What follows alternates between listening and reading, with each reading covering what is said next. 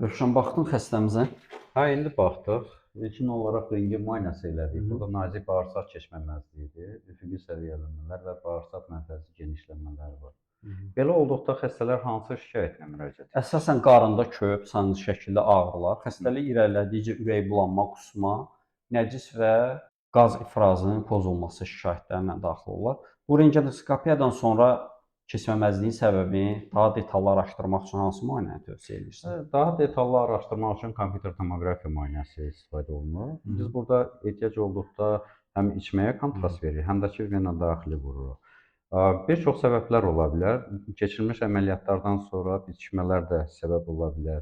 Bağırsaqların vurulması, törəmələr, yəni şişlər səbəb ola bilər. Yəni bu səbəbləri daha detallı araşdırmaq üçün kompüter tomoqrafiya müayinəsi lazımdır. Belə olduqda sizdə müalicə taktikası necə olur? Müalicə taktikası asılıdır keçməməzliyin səbəbindən asılı olaraq həm dərmanla müalicə, həm cərrahi müalicə. Dərmanla müalicə 24-48 saat ərzində effekt vermirsə, mütləq cərrahi əməliyyatla problem aradan qaldırılır. İndi onda baxaq görək hansı səviyyədədir burulma.